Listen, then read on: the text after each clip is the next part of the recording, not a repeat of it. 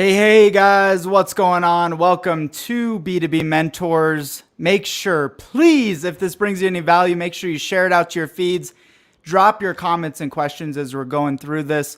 Happy to be here. I think it's been like a week since we did our last live stream, so a little rusty, maybe. I'm excited to do this.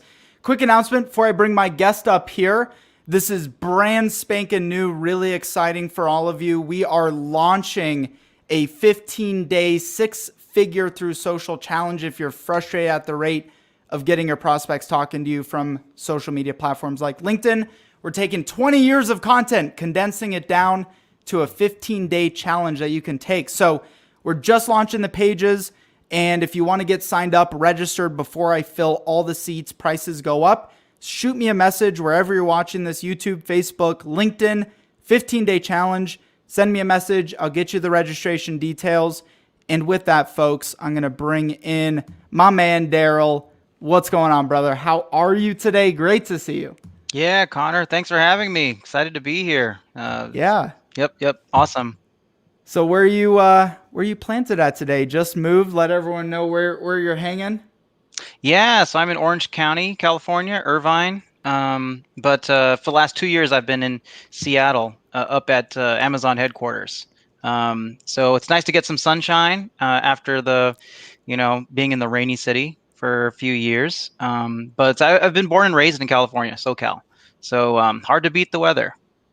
It's got to be depressing being in the clouds all the time in Seattle. I couldn't do it. It's pretty though. It's green, very green, for obvious reasons. Oh yeah. But being spoiled from SoCal and living up in here my whole life, you definitely notice the difference. But you're right, it is beautiful. Seattle's a wonderful city. So, what do you like to do? What do you like to do in Orange County?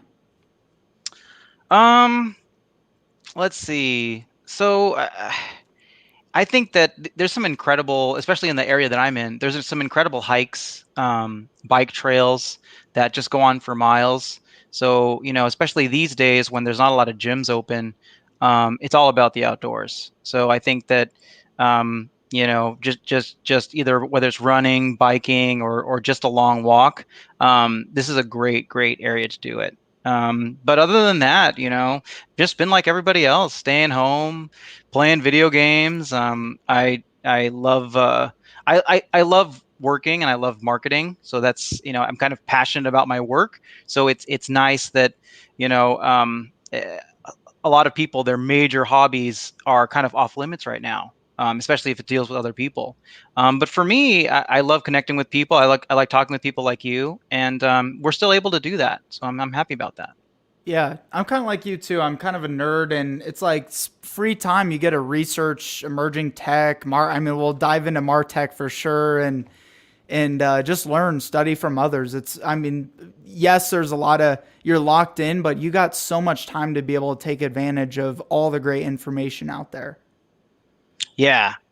I mean, LinkedIn has been my like virtual water cooler, to be honest. And I know for you as well, the social media has been just a nice way to connect with people during a time when we're not really supposed to be connecting with a lot of people.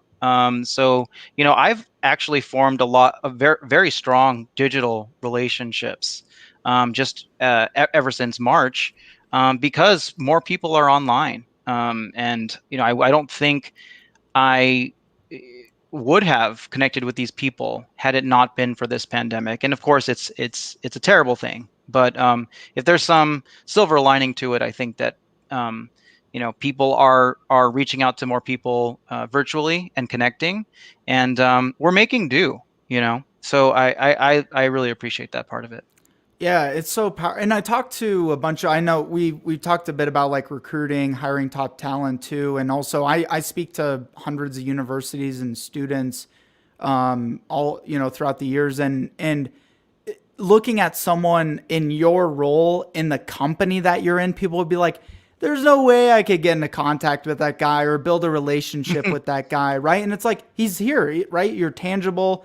You're networking with people, you're responsive on social media. Chances are, other divisions in your organization that are hiring. It's like, you guys just got to go out and take that step to connect with people, and you got it right at your fingertips. I mean, LinkedIn especially. We wouldn't know each other without just a random, back and forth on LinkedIn. Yeah, absolutely. And I do that. I do that really often, and I try to make it my goal actually to, connect with a new person each week, ideally over a video call like this. And you just really you learn a lot. A big one also too has been Slack communities. I'm sure that you might be part of one or maybe multiple, but that I think is kind of its own social media network. I'm part of a few different groups where there's marketers, there's salespeople, and we're just bouncing ideas off of each other, throwing out the problems that we're facing, and then having, experts that have been doing this for years or maybe decades address them in Slack for the public, or maybe even in a direct message you can talk to, and this is really valuable to get mentorship. And I think that a lot of folks are a little bit, maybe it's funny, they might be a little bit more shy in person or on the phone. But this gives an opportunity for the people that are a little bit more introverted to reach out with a LinkedIn message or a Slack message and just get some real advice from people. People reach out to me, I reach out to others, to subject matter experts, people doing great stuff on social. And it's really wonderful. It's like a nice, interesting combination of ways to learn. Like you're talking to other people, you're listening to them on the podcast, and then all of a sudden, you're chatting with them on LinkedIn, you're chatting with them on Slack. I'm sure that's happened to you, right? Where someone's listening to your podcast, and then they'll just message you and say, "Hey, Connor, I really like what you said about this." So it's just this.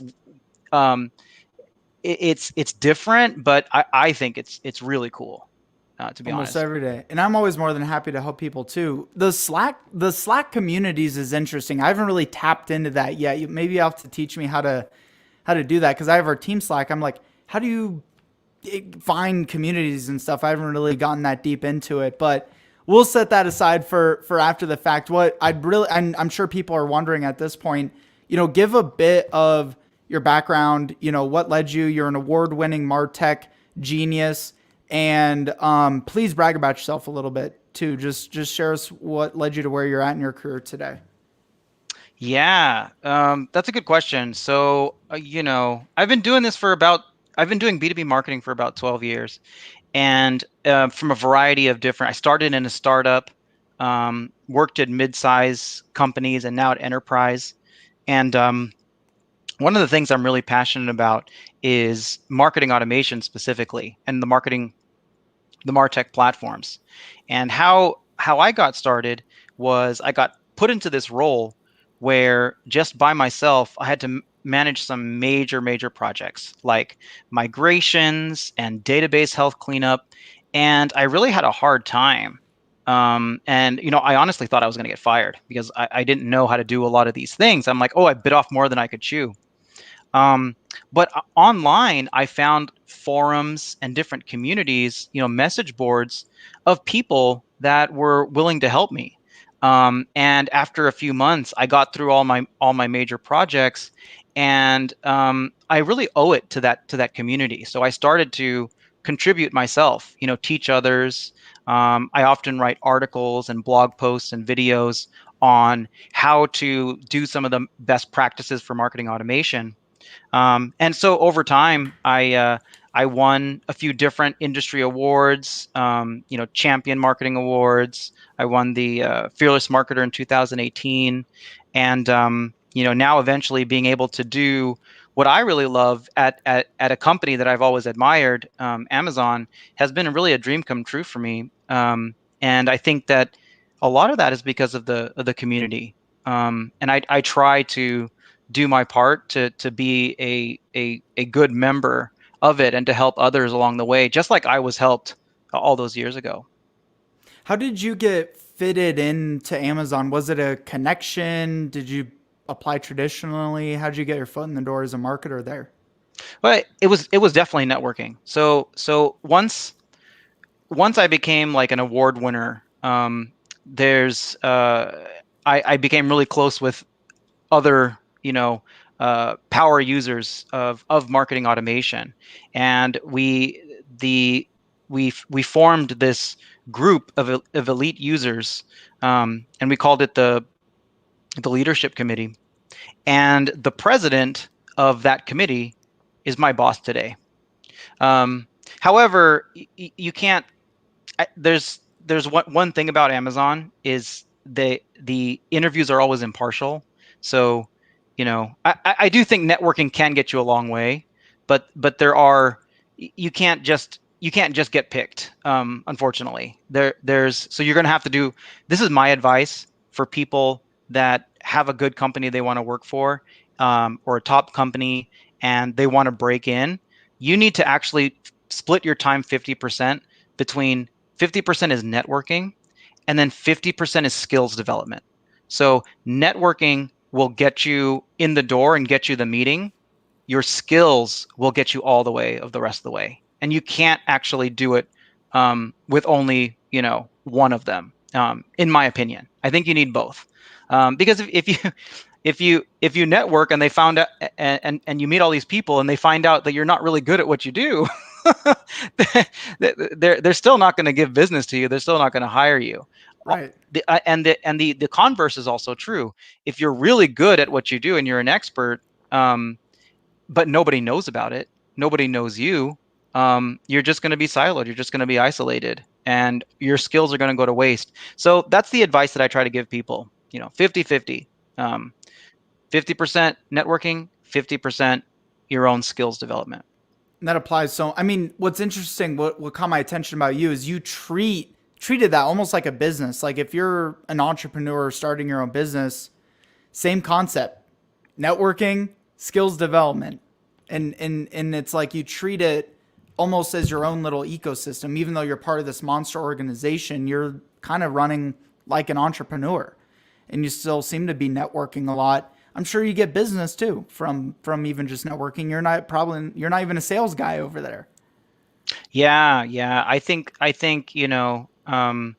this is something, and this is even before I came to Amazon. I did used to have a few different side hustles, mostly consulting, and a lot of it comes from just putting your personal brand out there, and then people reaching out and saying, "Hey, I'm working on this problem. It looks like you know what you're doing. What advice do you have for me?" And that easily transitions to the conversation of, "Well, I can probably help you do it, and it'll cost this much." And for me, people, I was very upfront with them. I would say, "Hey, I can only work with you on the nights or on the weekends or whatever."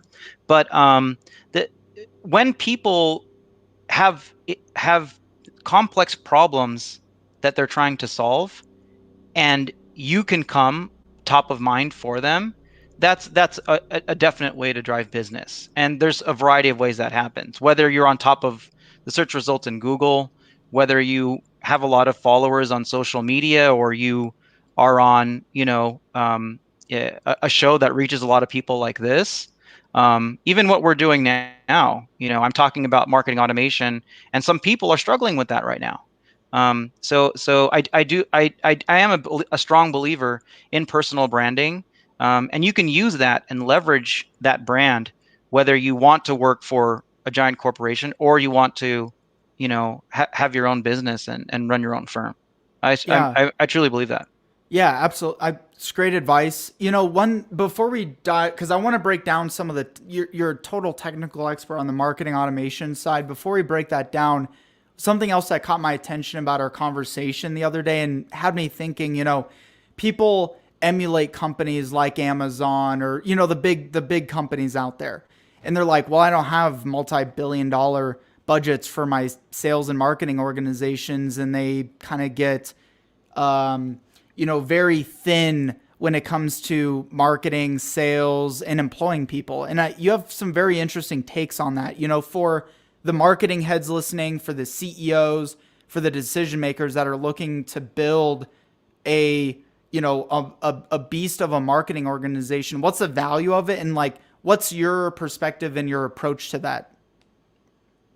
You mean, if you don't have really large budgets, how can you make an impact with marketing? Is that sort of what you're asking? How should you go about building your marketing team Hmm. without having $1 billion Amazon budget? You know, Yeah, and this is a good question. So I actually, before I came to Amazon, worked at a mid-sized company where I really did a hybrid role of leading marketing for the Americas. And we're a team of four. And doing a hybrid of both uh, trying to come up with a marketing strategy and then at the same time executing it, which is what marketing operations is.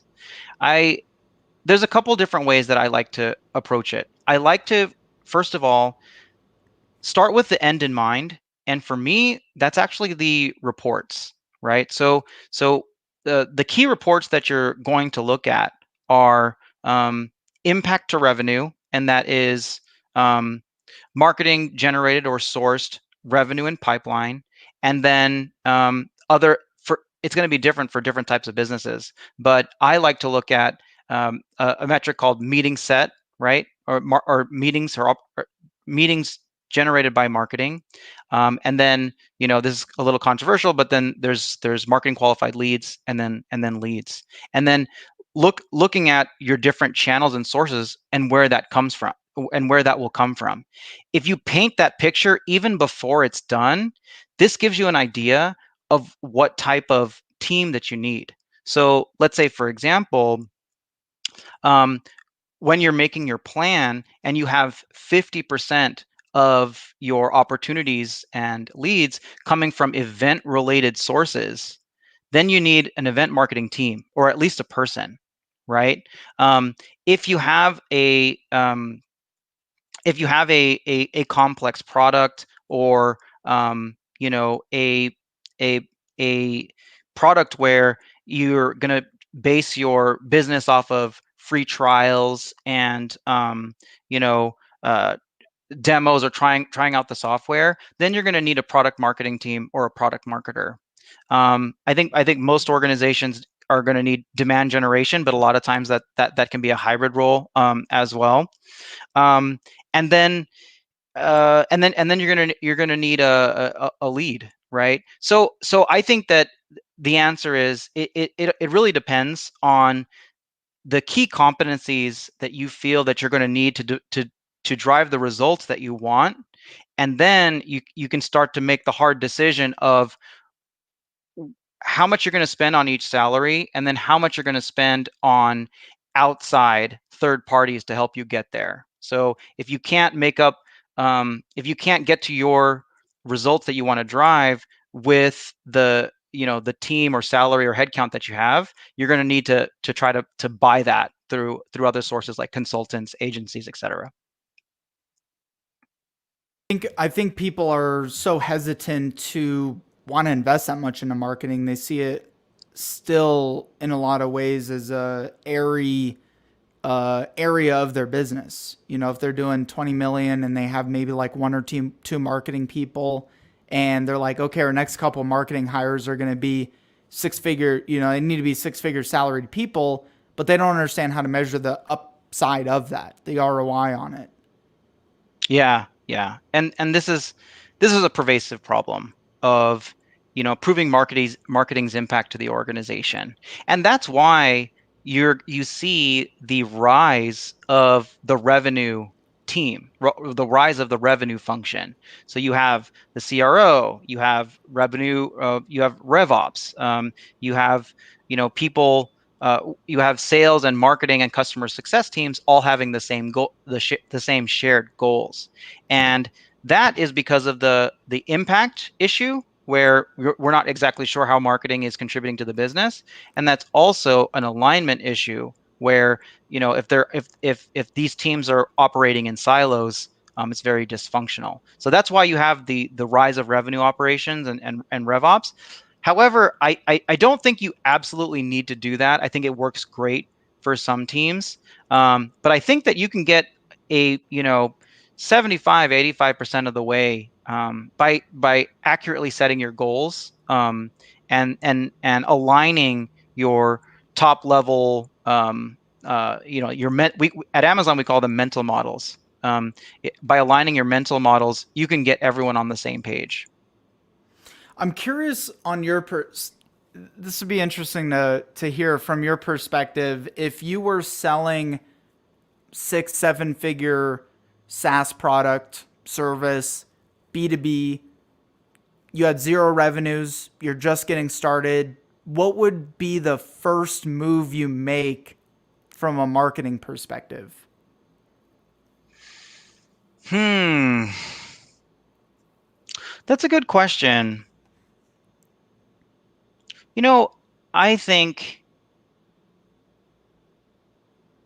one of the things that I think that everyone should do when they're building a marketing team or when they're first starting their marketing role is to really understand their audience. And that makes everything so much easier down the line. One of the things that I did at my former role, and it's exactly what you said. It was it's not it's it actually was six figure. I think our average deal size was like maybe I would say 90 to 100K of an annual SaaS subscription.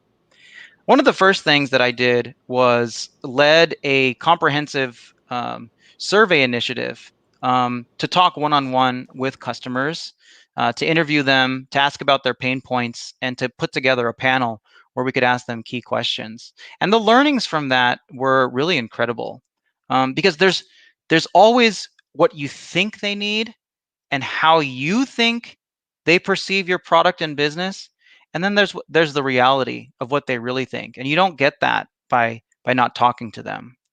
And one of the things that we asked and that I really almost exploited later on are, what events do you go to, where do you get your news, where do you learn the latest in the industry, and those ended up being some of our greatest sources of just engagement, um, and lead generation and demand generation in the future. We found the key publications that they read, they end up being very niche publications. Like for example, there's a really niche um, company called Skift that produces research on the travel industry. I don't know if you normally think about, oh, let's advertise and let's do sponsored content in niche travel sites. You never would have known that. But it turns out a lot of our target market read stuff like that. And when you find that, you can also find similar readers, and that's where the idea of like that lookalike audience comes from. So that's what I think I would do first, and it doesn't cost a lot of money either to invest in the customer surveys, the customer interviews, and almost the focus groups, and that can give you a guiding light to help you with your strategy. Do they do, will you just reach out on LinkedIn, maybe Facebook, wherever you may perceive your probably LinkedIn, because you can identify companies of your prospects, just message them, hey, we're doing a survey to understand a little bit more about XYZ, would you be interested in being interviewed for 10 minutes? Yeah, that's definitely the way. I think that you know in the past, if you have customers already, it's really helpful to what we did was we booked nice venues, and it could be just a dinner or a rest at a nice restaurant.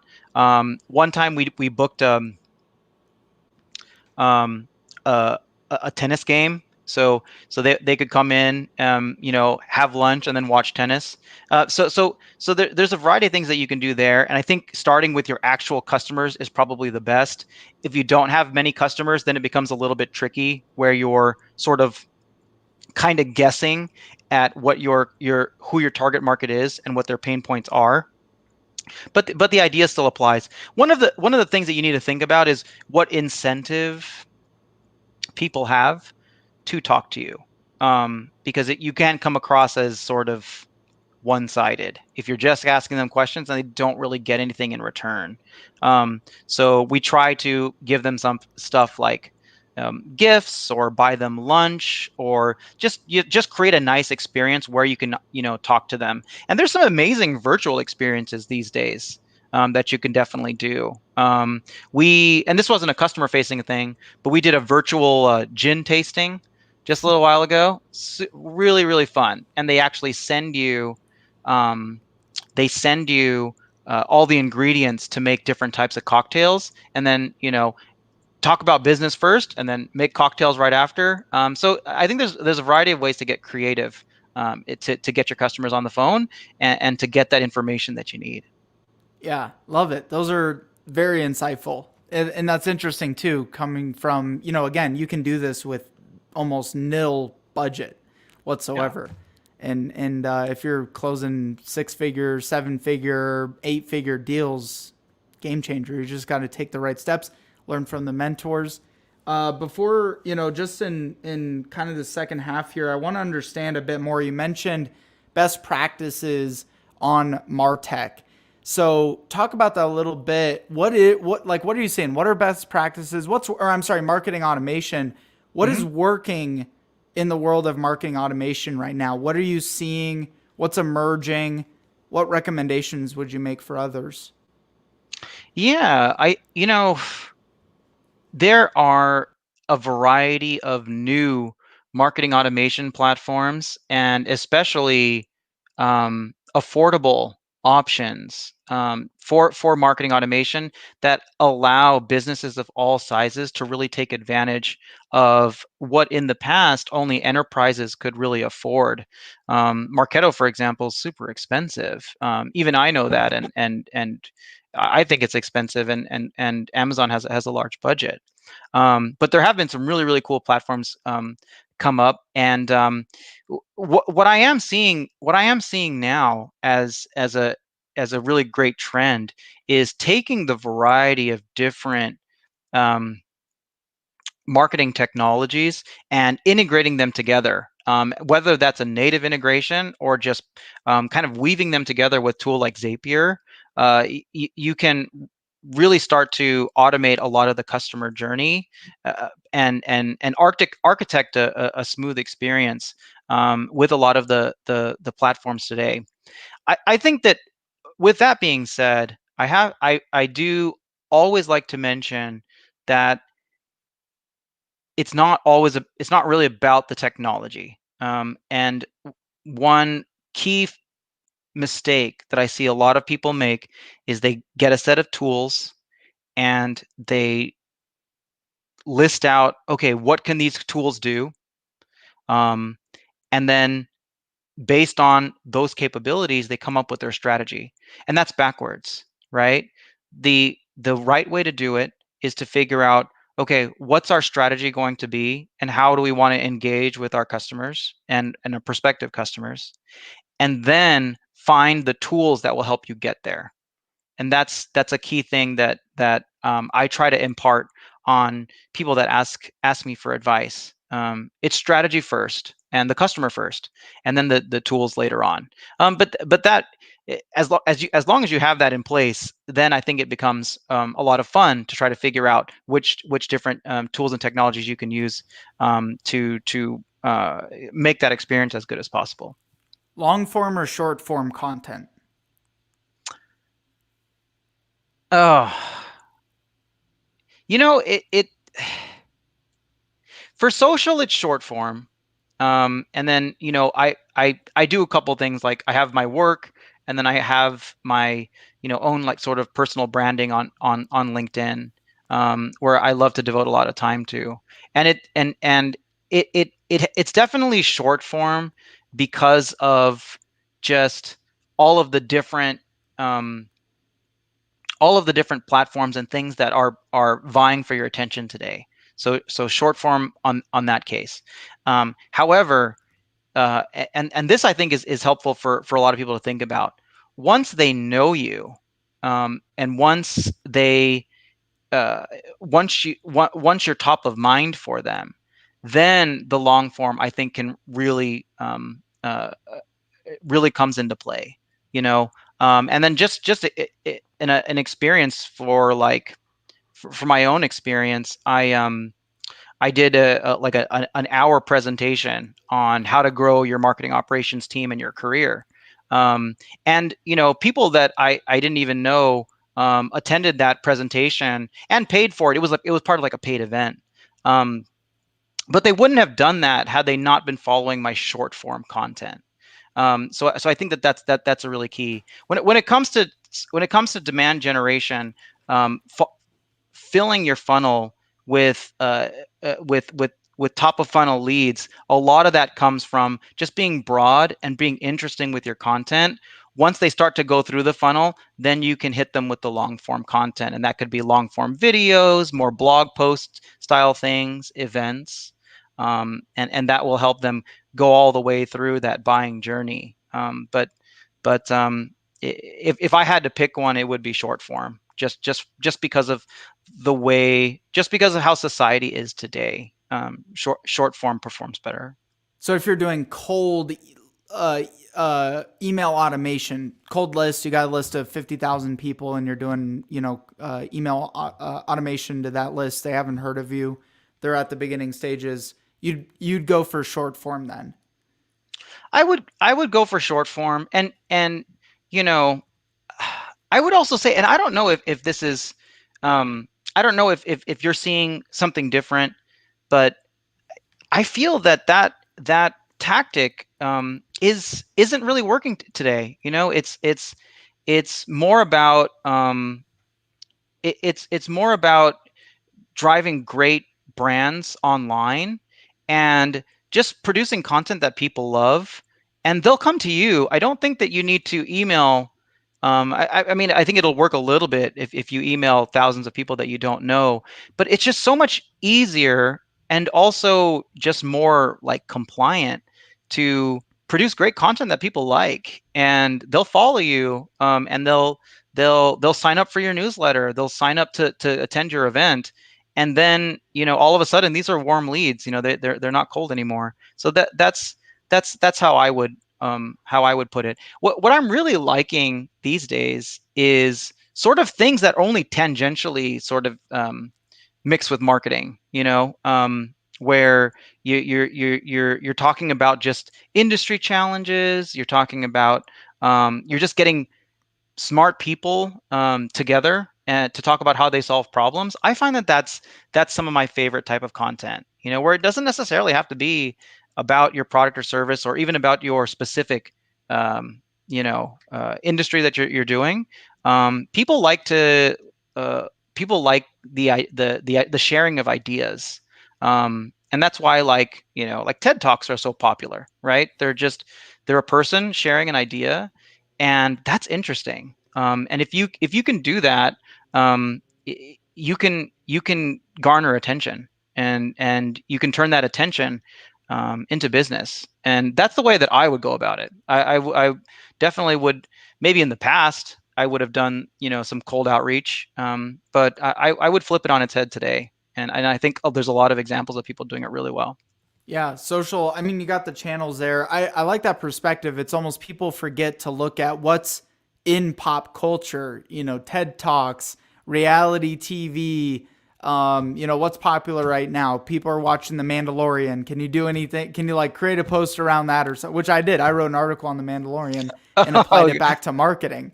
So it's I like got to people check that almost out. forget, even though you're selling biotech, SaaS, telecom, IT, web services, people forget that you're marketing to human beings. They're going to consume based on like look at what's trending in pop culture, and how can you apply that to your marketing. Yeah, yeah. And I think a lot of companies and a lot of people may be a little wary of producing content that doesn't really seem to align with their business. Like they might think like it's a waste of time. Um, but I think that if you do it in an authentic way and you provide value, I don't think that, you can't. I don't think that you should just throw up, cat videos or something like something stupid where people are just like, "What is this?" But I think if you put your best foot forward But with it will authentic, go viral on LinkedIn. I know, and As stupid as it is. I always wonder about that stuff. You know what I mean? Like if you're posting things that just pull at your heartstrings, are they also going to reach out to you for business? I don't know. I do think that there there are some businesses where it might make sense. So like let's say you offer ways to grow your brand on social, or um, how to do personal branding. In those scenarios, just the just having a large following and getting a lot of engagement, that does lend credibility to you, and people will want to emulate you. So in that sense, yeah, that's fine. But for other things, if you're talking about, biotech, or like cloud computing, you know what I mean?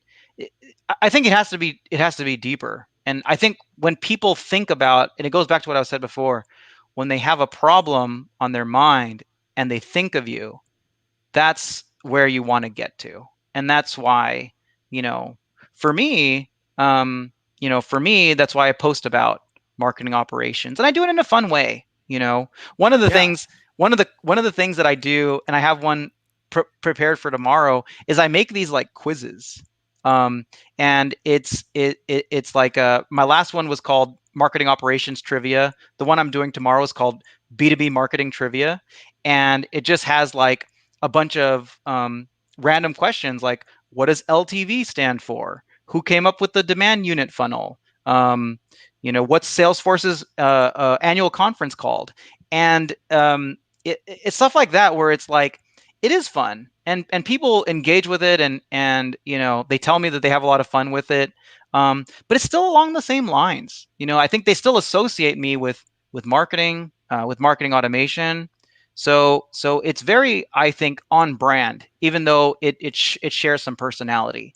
And I think that's what you can go for, right? You can go for that intersection of, hey, I'm good at what I do, but I also I also like to have fun, and I like to talk with people, and I like to produce things that are interesting. You can Um, tie them together. There's you no can tie them reason you totally couldn't. together. Yeah. Yeah. Just like with your Mandalorian article, that's cool. I had a and lot of it and fun it's writing fun. that.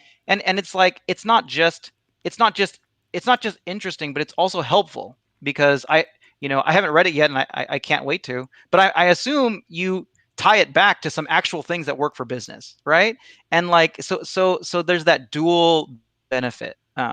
So I do like that idea where you're doing a little bit of both, right? You're sharing your personality, but you're also helping people. So What are the top two, three resources you study pretty heavily that contribute to like B2B marketing education? good question. I I'm always listening to podcasts, and just even in the background. So that I would think podcasts are, yeah, I would think podcasts are my favorite. And um, so I think that's the first one, and then I think I learn a lot off social. I will tell you, and I know you asked to learn a little bit more about it. The Slack communities are really fantastic, and they're kind of up and coming, and it's very common to not know about them, because a lot of times they're invite only, and if you like it, you refer a friend that you think will also benefit from it, and then all of a sudden you have this kind of community of people that have invited each other, and they talk about a specific topic. So the one that I'm part of is called marketing operations. So specifically, we mostly talk about the problems that we're having. But within those different channels, Slack channels, you have job opportunities, Martech, um, career-oriented stuff, and a lot of different threads going on. And that's where I definitely meet a lot of smart people, and think, and I read about the way they address certain problems. So that's been, I think, for the last few years, um, a really big helper of how I got information. So I would say that, and podcasts. Love it. Yeah, I'll have to check and pique my interest because you kind of hear buzz here and there, and you just validated a lot of that. So I'll have to definitely check those out. Well, but Darrell, anything else, man, think is top of mind, super important, would be just helpful in wrapping up here. Yeah, I think that, one thing, an article that I'm writing, that is still in the early stages of my mind, is that it's so key to develop in-demand skills that people are looking for. And I have this like sort of story in my mind of, if you, let's say your bathroom is flooded, you'll happily overpay for a plumber. If your car breaks down, you're not going to check the references of the mechanic across the street. You're just going to go there and you're going to pay. And if you can, companies today need repeatable and scalable revenue. So if you can do that, if you can provide companies with a way to repeatably generate revenue, then you'll always have work. You'll always be in demand. And that's something that I've really been thinking about deeply, is how you can develop skills that people desperately need. And I think that you're always going to have a business there. So True. that's And you my can learn advice it for you. too. It's not you don't have to be a genius at it. You can learn it and have that skill, and it's applicable, applicable. I don't know, to every business out there, every single business. I think it's Totally. incredible advice. Well, with that, what's the best way people find you, follow you, get into contact with you? Yeah, LinkedIn for sure. It's Darrell Alfonso. Just search my name and I'll be happy to join your network and join my network. And yeah, I post, at least 3 times a week. So I'm hoping to see you guys there. The magic's over on LinkedIn, putting out great stuff. And thank you, thank you for being here, brother. I really appreciate it. Lots of golden nuggets, and we touched some stuff on a surface level, but you go follow this guy and he's putting out great content all the time. Has a whole library of incredible content, articles, all that good stuff. So check that out. And also, before you guys hop, again, if you found any value in this, please make sure you share it. We're on all your favorite podcast apps. You name it, we're there. Please leave a 5-star review for us on iTunes so others can find the show too. And with that, my friends, I will see you over on the other side.